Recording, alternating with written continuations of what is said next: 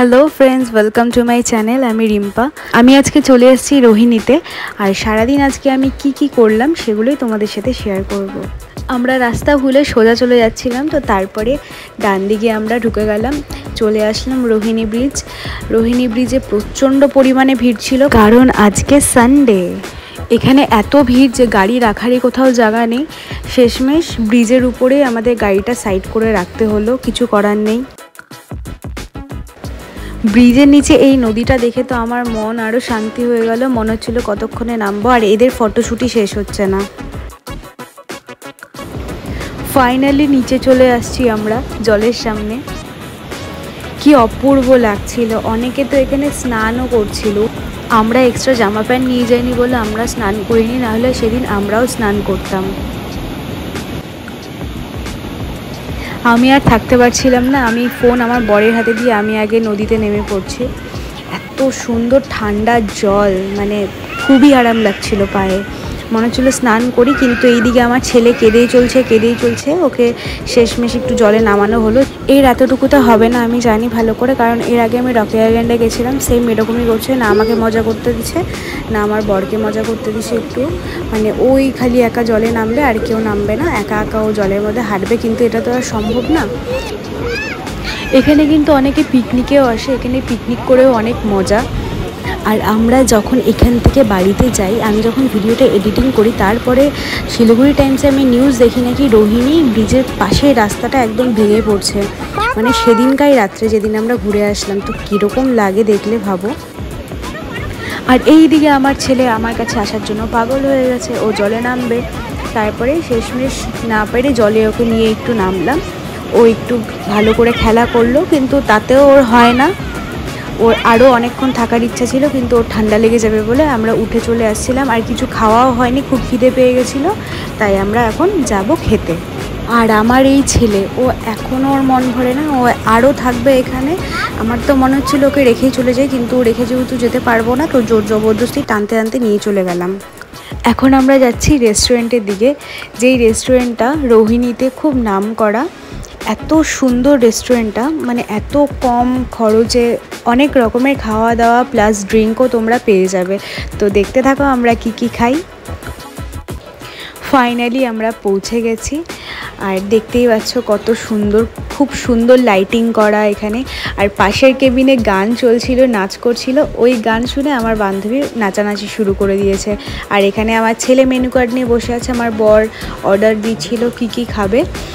Sunday বলে প্রচণ্ড ভিড় ছিল, একটু খাবার দিতে লেট হচ্ছিল, কিন্তু খুব মজা হচ্ছিল। আমরা ভিতরে বসে খুব এনজয় করছিলাম।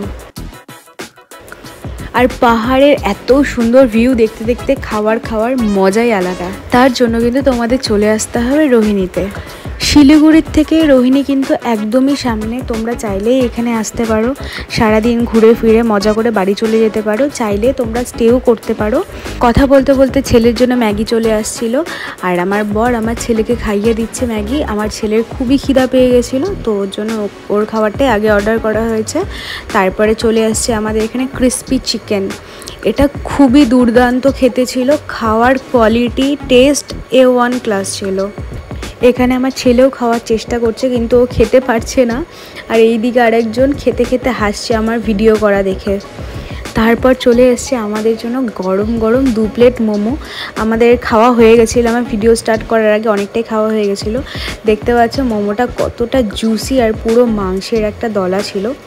অসাধারণ খেতে ছিল, আর এই বাদামের চাটনির সাথে খেতে দারুণ লাগছিল। সাইডে পাহাড়ের ভিউ, মানে বুঝতেই পারছো, পাহাড়ে আসবো আর মোমো খাবো না, এটা হতেই পারে না। আর এদিকে আমার ছেলে নিয়েছিল স্লাইস, ও জুস ছাড়া থাকতে পারে না, যেখানে যায় জুস। আর কথা বলতে চলে আসছে আমাদের চিলি চিকেন।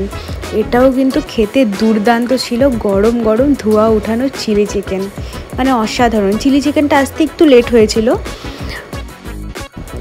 চিলি চিকেন খেতে আবার চলে আসছিলো 1 প্লেট মোমো। ওটা সবাই মানে টানাটানি করে নিয়েছে, তো আমি আর ভিডিও সেরকমভাবে করতে পারিনি, তো সবার হাতে চলে গেছে।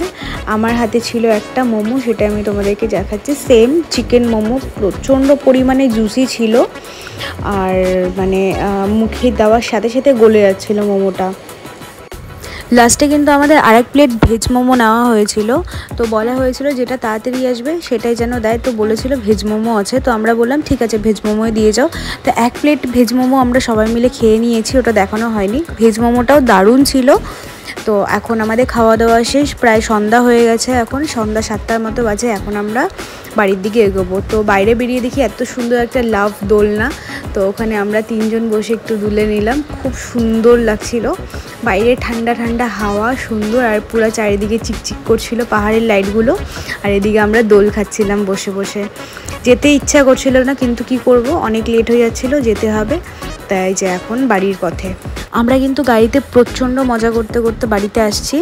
গাড়িতে প্রচণ্ড নাচানাচি গান করা হয়েছে, সেগুলো দিতে পারিনি কারণ কপিরাইট ক্লেম হয়ে যাবে বলে। আমরা শিলিগুড়িতে পৌঁছে একটা ক্যাফেতে ঢুকে পড়ি, আর সেখানে গিয়ে একটু চা খেতে ইচ্ছা করছিল, মাথাটা সবারই ব্যথা ব্যথা করছিল। তো আমার বর নিয়ে নিয়েছিল কফি, আর আমরা 3জন নিয়ে নিয়েছিলাম চা।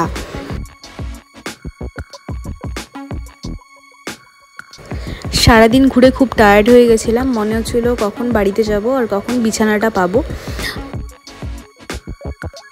আর এইদিকে আমার ছেলে যা দেখবে ওর তাই লাগবে, ভাবছে মনে হয় কোনো জুস খাচ্ছি, বারবার চাচ্ছিল, কিন্তু যেহেতু চা তো দিতে পারিনি। ও তাও কাঠিটা চুবিয়ে চুবিয়ে খাওয়ার চেষ্টা করছিল, কিন্তু দিইনি, ওর অ্যাসিড হয়ে যাবে বলে। চা খাচ্ছিলাম আর সবাই মিলে আড্ডা দিচ্ছিলাম। আবার কবে দেখা হবে জানি না, অনেক দিন পরেই দেখা হলো সবাই সবার মতো কাজে ব্যস্ত থাকে। এই রবিবার দিনটায় ছুটি পাই, রবিবার দিন আমরা সবাই একসাথে হওয়ার চেষ্টা করি, কখনো হয় আবার কখনো হয়ে উঠতে পারে না। চেষ্টা করবো প্রত্যেক সপ্তাহে নতুন নতুন জায়গায় ঘুরতে যাওয়ার আর তোমাদের সাথে শেয়ার করা সারাদিন আমরা কিভাবে কাটালাম। তো আজকের ভিডিওটা এত দূরই, এইখানেই শেষ করলাম। দেখা হচ্ছে আবার নেক্সট ব্লগে, ততক্ষণ তোমরা খুব ভালো থেকো, হ্যাপি থেকো। যদি ভালো লেগে থাকে এই ভিডিওটি তো লাইক, কমেন্ট, সাবস্ক্রাইব এবং শেয়ার অবশ্যই করে দিও। চলো টাটা।